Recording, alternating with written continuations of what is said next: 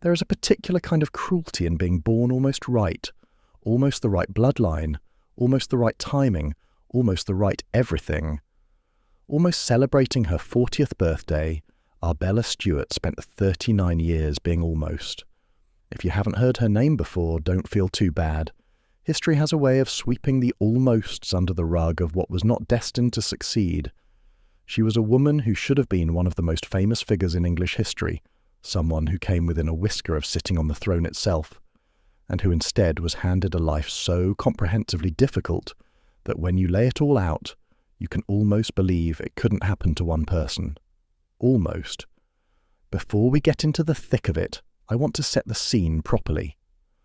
The world Arbella was born into wasn't just politically complicated, it was the kind of complicated where an actual infant, one who hadn't yet learned to hold a spoon, could represent an existential threat to a reigning monarch.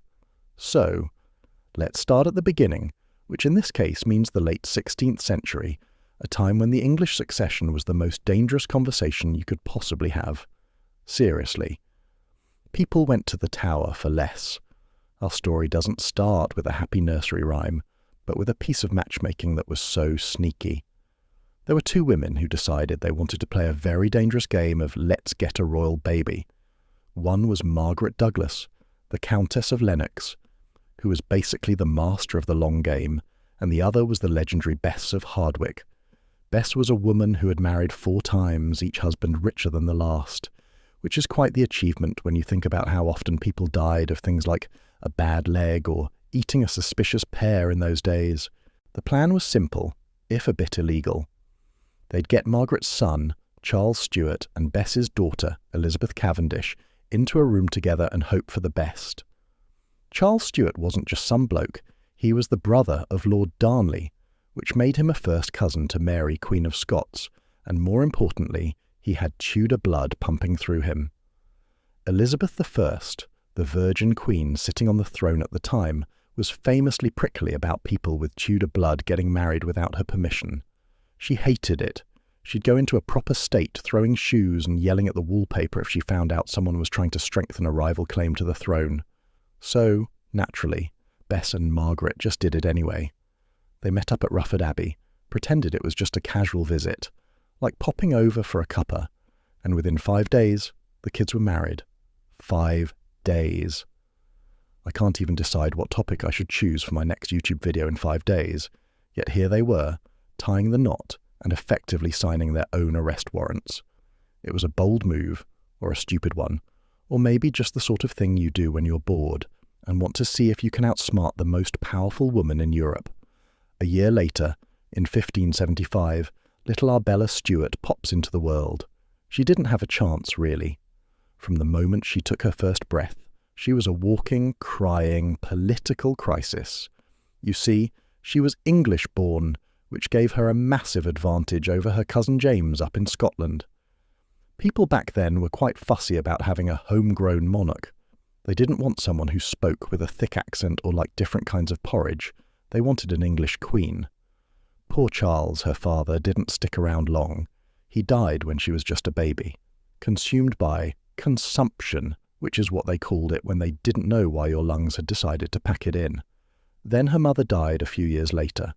Suddenly, you've got this tiny girl, 6 years old, left all alone in a world where everyone wants a piece of her royal DNA.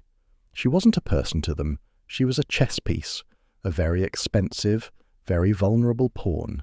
She lived at Chatsworth House and Hardwick Hall, these massive, sprawling houses in Derbyshire. If you're familiar with Hardwick Hall, you'll know the saying, Hardwick Hall, more glass than wall. It's beautiful, but it's draughty as anything. Bess of Hardwick, her grandmother, took her in. Now, Bess wasn't exactly the type to bake you cookies and tell you stories about fairies. She was a business mogul in a corset. She saw Arbella as her ultimate project, her masterpiece. If she could keep this girl alive and get her onto the throne, the Cavendish family would be the most powerful dynasty in history. No pressure for a 6-year-old then. None at all. Mind you, the political world was already sniffing around the nursery. Elizabeth I was getting older. She had no kids of her own, and the question of who came next was the only thing anyone talked about in the dark corners of the court. Arbella was the shiny new thing. She was the great-great-granddaughter of Henry VII. That's a heavy lineage to carry when you're just trying to learn how to play with your dolls. Most kids her age were out playing in the mud, or learning how to not get kicked by a cow, but Arbella was kept behind high walls. She had tutors, she had guards, she had a grandmother who watched her every move to make sure she didn't catch a cold or, heaven forbid, talk to a boy who wasn't a duke. The irony is that while she was being groomed for a crown, she was also being used as a threat. Whenever Elizabeth I got annoyed with James VI of Scotland, Arbella's cousin, she'd just drop Arbella's name in conversation. She told him something along these lines, and though I'm saying it light-heartedly, she was being dead serious. "Oh, James, you're being a bit of a nuisance. Maybe I'll just name my dear niece Arbella as my heir instead." She was there, in the north of England, growing up in the shadow of a throne she wasn't even sure she wanted. Her life was a series of ifs. If Elizabeth dies tomorrow, if the Catholics decide they like her better than the Protestants, if James falls off a horse. She was the backup plan for an entire nation. Although she was a Protestant, some still viewed Arbella as a potential Catholic queen. Given the Lennox connection and its perceived Catholic leanings, she was frequently targeted by Catholic factions seeking a potential figurehead.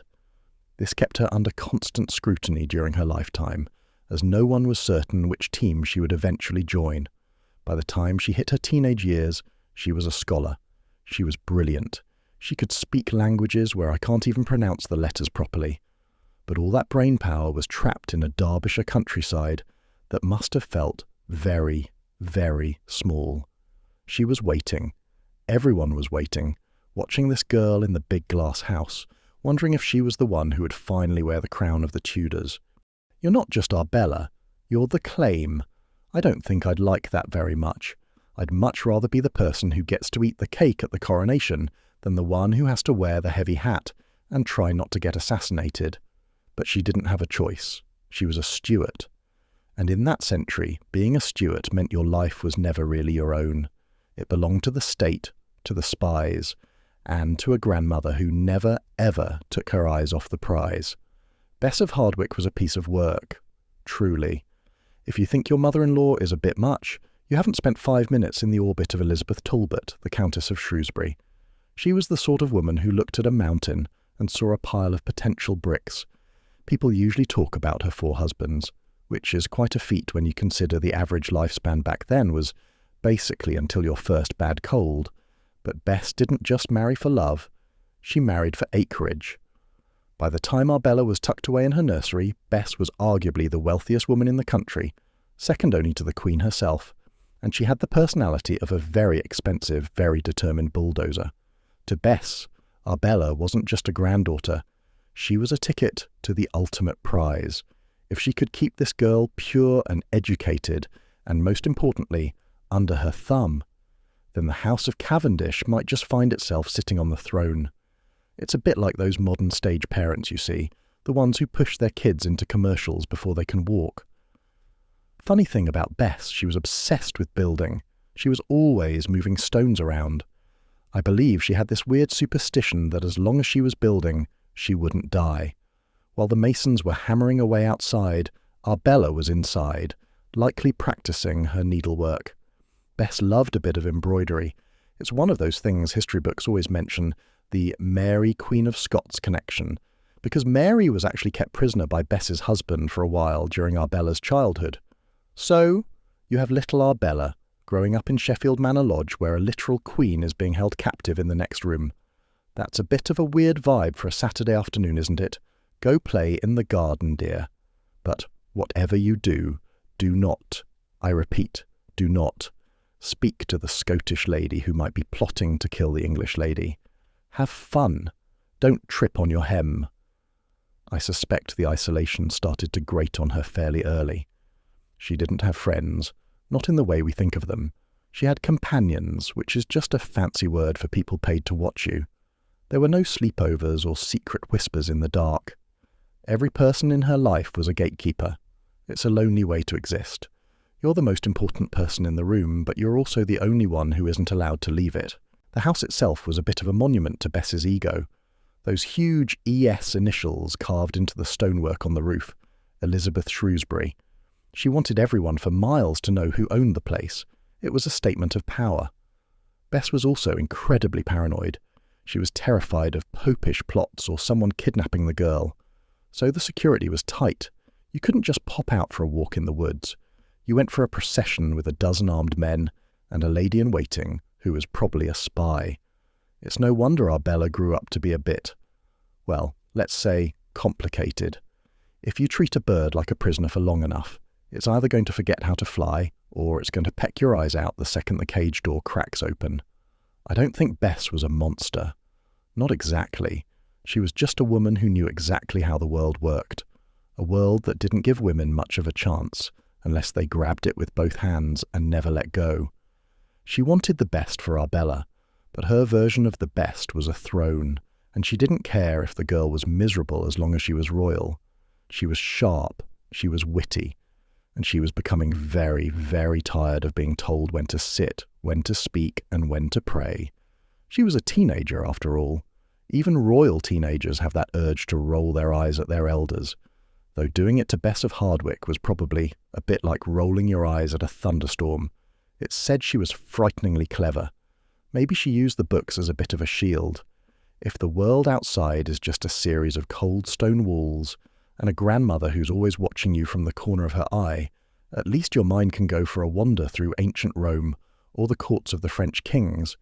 It must have been a very quiet sort of existence, just the scratch of a quill on parchment and the sound of the wind rattling those massive windows I mentioned earlier.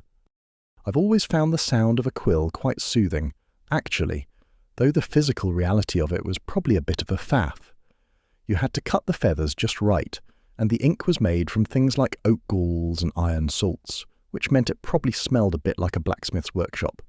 Imagine doing your homework with a pen that smells like a wet horse and a page that costs more than a commoner's house. Paper wasn't cheap. Nothing about Arbella was cheap. Arbella was in Derbyshire, becoming arguably the most educated woman in England after the Queen herself. Perhaps that was part of the problem.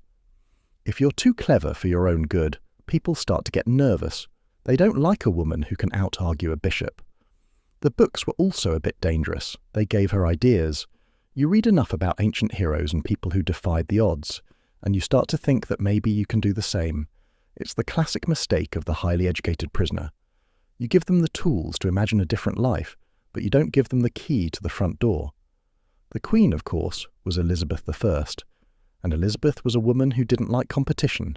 She knew about Arbella's education, she knew about her claim, and she probably knew that this girl in Derbyshire was younger, fresher, and potentially more popular with the people who were tired of the old Queen's moods. It made for a very tense atmosphere. Even the books Arbella read were scrutinised. Did she have too many Catholic texts? Was she reading stuff that encouraged rebellion? Every shelf in her library was a potential minefield. But the years were ticking by. She was growing up. She was becoming a woman in a world that only saw her as a womb or a crown. The pretty prison of her education was starting to feel a lot more like a prison, and a lot less like it was pretty. The Latin verses were all well and good, but you can't eat poetry and you can't marry a book. She wanted more. She wanted the court. She must wanted to see if the world was as big as the maps in her library said it was. Elizabeth was holding onto that throne like a toddler with a sticky sweet she had no intention of sharing. The Virgin Queen, the great Gloriana, becoming this sort of living relic in the 1590s. She was in her 60s, and she absolutely refused to say who would take over the shop when she finally popped her clogs. For Arbella, sitting up there in the cold damp of Derbyshire, this wasn't just some political gossip to chew on over a bit of salt beef, it was her entire life. She was the elephant in the room that everyone was trying to pretend wasn't there, yet they couldn't stop looking at her out of the corner of their eyes. I've never been good at waiting for anything. I get twitchy if the kettle takes more than 5 minutes to boil, so I can't begin to imagine the mental state of someone whose career has been potential queen for 25 years. It must have been exhausting. You're always dressed up, always watching what you say, always translating some boring Greek text just to prove you're smart enough to wear a crown, and yet the person wearing it won't even mention your name in her will. Elizabeth was famously prickly about her successors. The Queen's vanity played a huge part in this muddle. She was caked in that white lead makeup, ceruse they called it, which was basically eating her skin alive while she tried to look like a 20-year-old goddess. She had these massive red wigs that probably weighed more than a small dog. Imagine being Arbella, young and fresh-faced and actually English, and having to wait for this terrifying painted lady to decide if you were worthy. Robert Cecil was the one pulling most of the strings. He was the Queen's secretary, a man who looked a bit like he'd been folded up and kept in a very small drawer for most of his life. He was brilliant, quiet. Cecil was playing a long game, and I'm not entirely sure he ever really wanted Arbella on the throne. She was too unpredictable, too clever. James was a safer bet, even if he did have a bit of a weird obsession with hunting and writing books about how much he hated witches. James believed witches were trying to sink his ship by tying knots in the wind. Can you imagine? Being a world leader and worrying that a lady in a hut might be causing a storm with some bit of string, it makes you realise that even the most powerful people back then were essentially just guessing about how the world worked. Back in the north, Arbella was losing her patience. She started doing things that made people nervous. She'd go on these long, moody walks. She'd refuse to eat. Sometimes she'd just sit in silence for days. If you spend your whole life being told you're special but never being allowed to do anything special, your brain starts to turn in on itself. She was 30. She'd seen her best years go by while she was stuck in a drafty house in Derbyshire with a grandmother who was becoming increasingly convinced that everyone was a spy. And then there were the rumours. People said she was going to marry this person or that person. Every time a minor European prince sneezed, someone wondered if he was the one for Arbella. But Elizabeth blocked every single match. She didn't want Arbella to have a husband, because a husband meant a potential king, and a king meant a threat. It was a very effective, very cruel way of keeping her in check. No marriage, no kids, no future. Just a very long, very gold-plated waiting room. The uncertainty was the worst part of it. Nobody knew if there would be a civil war when the Queen finally died. People were stockpiling grain and sharpening their swords. The country was on edge. And right in the middle of it was this woman who just wanted to be something more than a pawn. She started to realise that if she didn't take control of her own life soon, she'd just be another name on a genealogy chart that someone spilled wine on. I don't think people realise how much the smell of those houses would have affected your mood. All that damp stone, the rushes on the floor that were only changed once a year and were full of old bones and spilled beer. It's enough to make anyone a bit miserable. Arbella had decades of it. As the 1590s dragged on, the Queen's health started to flicker. She lost her hair. She lost her teeth. She became this frail, terrifying ghost who refused to lie down. She'd stand for hours just to prove she could. It was a performance of power that was as impressive as it was sad. And while the sun was setting on the Tudor age, Arbella was still there, waiting for the dawn, not realising that when the sun finally did come up, it might not be shining on her at all. There was a moment where she tried to reach out to the Earl of Essex, the Queen's favourite who eventually lost his head after a very poorly planned rebellion. They were distant cousins or something. Some people thought they might make a go of it, but Essex was a disaster waiting to happen. He was all charm and no common sense, like a very handsome firework that goes off in your hand. Arbella was lucky she didn't get dragged down with him, though I suspect at that point she might have preferred a spectacular failure to the quiet, crushing boredom of her life in the country. She began to write these letters. They were strange, rambling, sometimes a bit frantic. She was trying to find a way out. She was trying to find someone who would listen to her, someone who saw her as a human being rather than just a piece of royal baggage. But in that world, being a human being was a luxury that women with Tudor blood couldn't afford. You were either a queen, a prisoner, or a corpse. Right then, let's talk about the marriage market. It was a bit of a nightmare. If you think dating apps are a slog today, imagine your Tinder profile being managed by an elderly. The suitors were quite the bunch. You had the King of Poland, Sigismund III, who had a very impressive moustache and a tendency to stare into the middle distance while thinking about elk or whatever they have in Poland. He was very keen. Or at least his ambassadors were.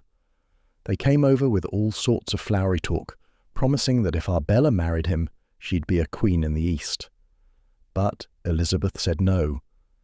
Then there was the Duke of Parma, Ranuccio Farnese. He was a big deal in Italy, a proper Catholic choice. Of course, being a Catholic in Tudor England was a bit like wearing a "kick me" sign to a royal banquet, so that went nowhere fast. Those royal portraits they used to send back and forth. They were the 16th century equivalent of a heavily filtered Instagram post. You'd get this painting of a dashing prince with perfect skin and a noble chin, and then the bloke would show up and he'd have the personality of a damp rag and teeth like a row of condemned houses. I have a cousin who does something similar with his Tinder profile. Lots of photos of him near mountains he's never actually climbed. Arbella must have looked at those miniature paintings and wondered which one of these strangers was going to be the one to finally get her out of Derbyshire. The Pope was involved too. He had this idea that if he could get Arbella married to a good Catholic prince, he could flip England back to Rome like a pancake. It was a massive plot. There were letters flying across Europe and priests hiding in priest holes, all whispering the name Arbella. She was the great Catholic hope, even though nobody was entirely sure what she actually believed herself. She was quite clever about her religion. She kept it quiet, which is usually the best way to keep your head on your shoulders when the state is in a bit of a religious tizzy. The Duke of Parma was a particularly sticky situation. He had his own claim to the English throne through some distant branch of the family tree. Combining his claim with hers would have been like merging two massive corporations to take over the market. It would have been a super claim. Elizabeth saw that coming a mile off. She basically shut down the borders. No Italian dukes allowed. She was 27 or 28 years old now. The golden age of the suitors was ending. The big names, the kings and the dukes, were starting to look elsewhere. They wanted wives who could actually, show up and have babies, not women who were being held under house arrest by a terrifying ginger lady in London. The market was cooling. Arbella was being left on the shelf. The old queen finally did it. She died. After decades of refusing to name anyone, she just slipped away at Richmond, and the crown went flying north. James VI of Scotland became James I of England. He was 36, he had a wife, he had heirs, and most importantly for the men in suits, he wasn't Arbella. Mind you, it must have been a bit of a kick in the teeth for her.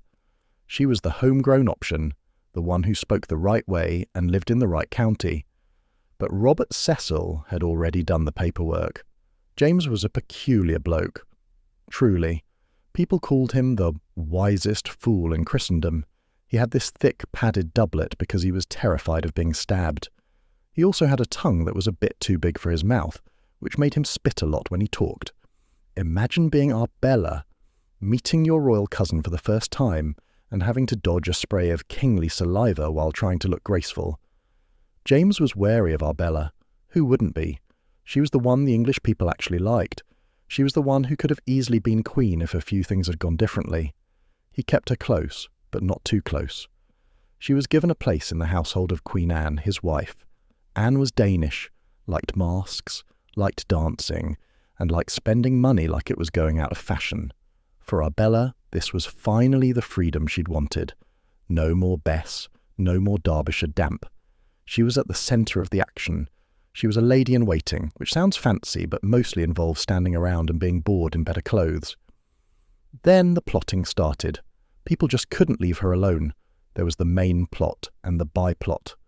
These were basically a bunch of disgruntled blokes, including Sir Walter Raleigh, who was a bit of a show-off, trying to get rid of James and put Arbella on the throne. Lord Cobham, a co-conspirator, claimed Raleigh was involved, though Raleigh protested his innocence.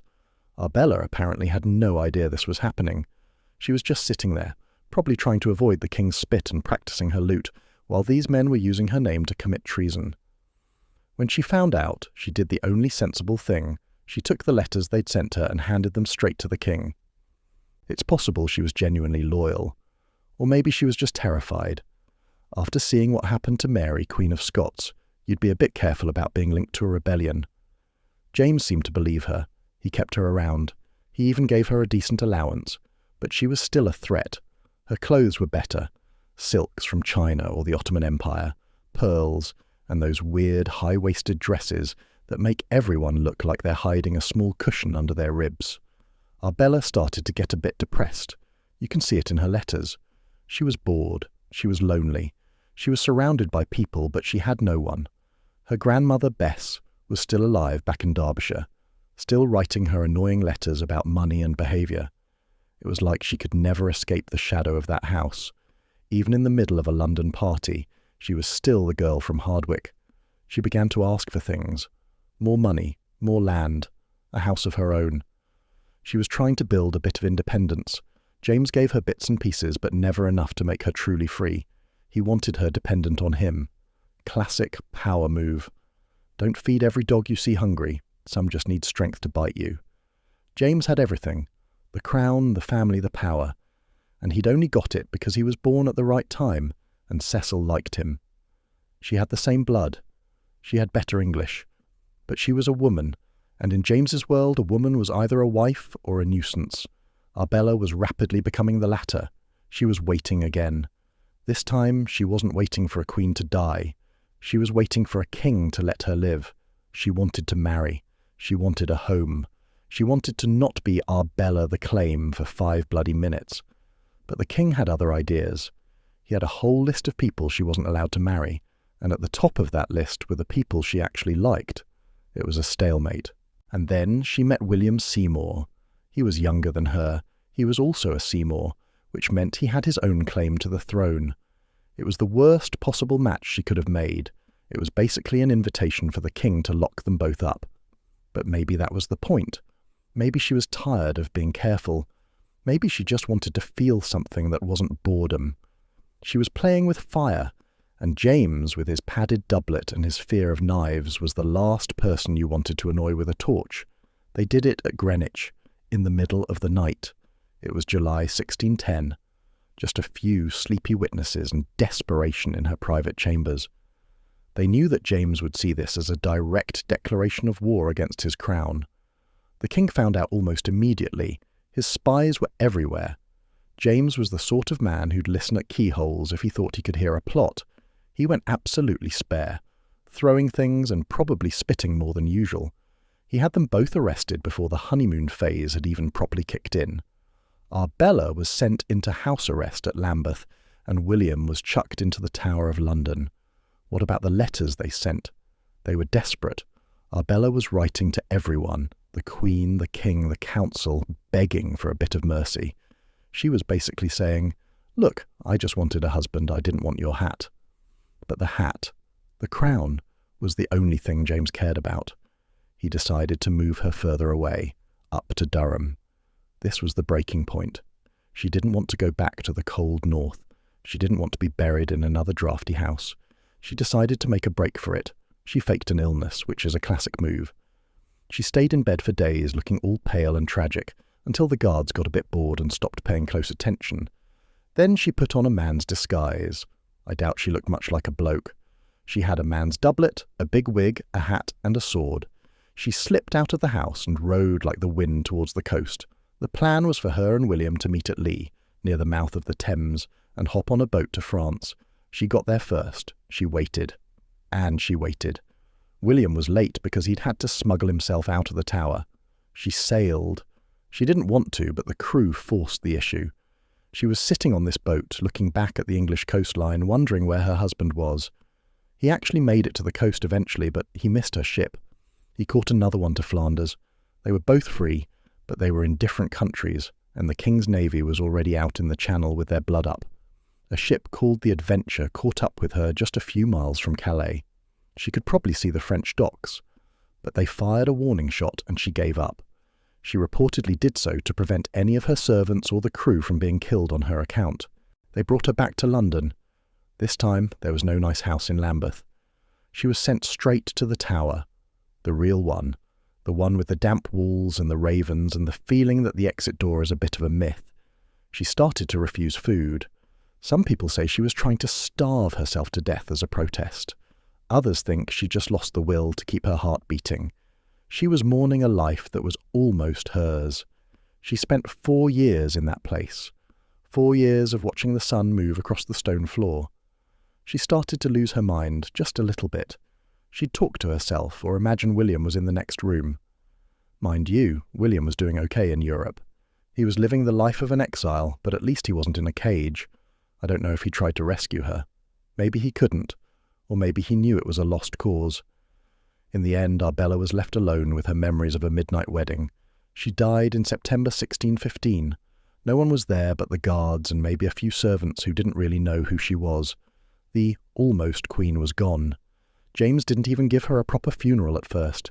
He just had her buried at night, in the middle of the Westminster Abbey, right on top of the coffin of Mary Queen of Scots. A Stuart on top of a Stuart. William Seymour, the husband who missed the boat, didn't exactly pine away into a puddle of grief for the rest of his life. He came back eventually. James pardoned him. He even got married again, to a woman named Frances. I suppose you can't stay mad at a guy for wanting to be a king, especially once the threat is safely buried under 3 feet of marble. He ended up as the Marquess of Hertford. He lived a long time. He even saw the Stuarts fall and come back again. Maybe he thought about her when it rained. Or maybe he just thought about how lucky he was to have missed that particular boat. People forget about her.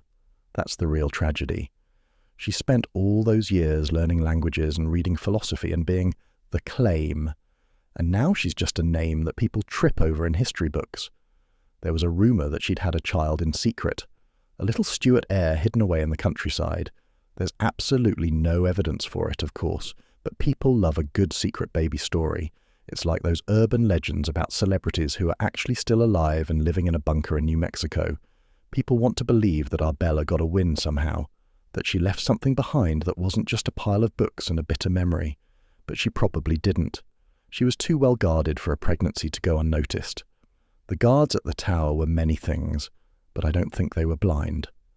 Bess of Hardwick died before her, 1608. The old lady finally stopped building. I bet the silence in her houses was deafening when she finally went. She left a fortune, of course, but she didn't leave it all to Arbella. She was still annoyed about something, probably the fact that Arbella hadn't managed to get the crown yet. Bess was a woman who didn't like to lose, and in her eyes Arbella was a bit of a lost investment. It's a cold way to look at your own flesh and blood, but that's the Tudors for you. Or the Stuarts, or whatever they were calling themselves that week. The Stuart line didn't fare all that well in the end anyway. James's son, Charles, ended up losing his head. The whole thing came crashing down. It makes you wonder if things would have been different if Arbella had been the one. Would she have been a better queen? A more stable one? She certainly had the brains for it. But history doesn't care about what-ifs. It only cares about who's left standing. It's a quiet ending. No big battle. No dramatic execution on a scaffold. Just a woman in a tower, refusing to eat her soup. I suspect the hardest part for her was knowing that William was okay. Knowing that he was out there, breathing fresh air while she was staring at the same 4 walls. That feeling of being the one left behind. The one who took the fall. She was the shield that let him escape, and her reward was a grave that nobody visits. Maybe she forgave him, or maybe she spent her last days cursing his name in 3 different languages. James was getting older. He was becoming a bit of a nightmare to be around if you weren't one of his favourites. 1615 was the year the wheels really started to wobble on the chariot. The court was a bit of a swamp by then. Everyone was selling offices. You wanted to be a bishop? That'll be £5,000, please. You wanted to be an earl? 10,000. James needed the money because he spent it like water on masks and jewels, and keeping his steenie in the finest silk. And the Parliament men were getting right annoyed. They didn't like the spending, and they definitely didn't like the fact that James kept telling them he was appointed by God and didn't need their permission to do anything. In 1618, things got even worse because the whole of Europe decided to start punching each other over religion, the 30 Years' War. James's daughter Elizabeth was married to the guy who basically started the fire, Frederick of the Palatinate. They called him the Winter King because he lasted about as long as a snowball in a sauna. James was stuck. He wanted to be the peacemaker of Europe, the Rex Pacificus, but his own son-in-law was a refugee, and his people wanted him to go to war for the Protestants. He hated war. He hated the sight of a drawn sword. Then there was the Walter Raleigh business. Poor old Raleigh. He'd been in the tower for years, but James let him out for one last mission to find gold in South America. The El Dorado dream. Raleigh didn't find any gold, but he did manage to burn down a Spanish settlement, which was exactly what James had told him not to do, because he was trying to be best mates with the King of Spain at the time. To please the Spanish, James had Raleigh beheaded in 1618. Raleigh was a bit of a showman to the end. He felt the edge of the axe and said, "This is a sharp medicine, but it is a physician for all diseases." James was falling apart by 1624. He had gout so bad he couldn't walk. He had kidney stones. He was probably suffering from what they called the ague, which was basically a recurring fever that made you shake like a leaf. He was a shadow of the man who'd ridden down from Scotland in 1603. He was messy, he was often confused, and he was completely under the thumb of Charles and Buckingham. They were the ones calling the shots now. The king was just a signature on a piece of parchment. He died in 1625 at Theobald's house. It wasn't a pretty death. He had a stroke, then dysentery, and apparently the doctors were giving him all sorts of cures that probably made things worse. Buckingham's mother was even accused of poisoning him with a weird plaster she put on his chest, though that was likely just gossip from people who hated the family. James died as he lived, surrounded by favourites, shrouded in controversy, and leaving a pile of debt that would eventually cost his son his head. They buried him in the abbey, but for some reason they didn't give him a monument either. He's just lying there in the vault. The man who united the crowns, the scholar who gave us the King James Bible, the wisest fool who managed to stay on the throne for 22 years without getting stabbed. He's just a name on a stone. His funeral was the most expensive one anyone could remember. It cost about £50,000, which was a fortune back then. Charles was the new king now. A very different man. Serious, quiet, rigid. He didn't have his father's wit or his ability to talk his way out of a corner. The party was over. The 17th century was about to get very, very dark. After chopped off the king's head. Charles I. For the first time in forever, England was a Commonwealth, which is a fancy way of saying a bunch of blokes with very plain collars and Bibles were running the show. No king, no court, no more of those massive parties with the jelly and the masks. It was the era of the Puritans, and let me tell you, they were the ultimate no-fun police. The man at the top was Oliver Cromwell. He wasn't a king, officially. He was the Lord Protector. But he sat in the same chairs and stayed in the same palaces. He was a what you see is what you get kind of guy. Life under Cromwell was, well, it was a bit beige. They closed the theatres. They even banned Christmas. You couldn't even have a sprig of holly in your window without some soldier in a lobster tail helmet knocking on your door to tell you off. They thought anything fun was a distraction from God. I reckon the pubs must have been depressing places back then. Just men staring into their small beer and wondering if they were allowed to whistle a tune.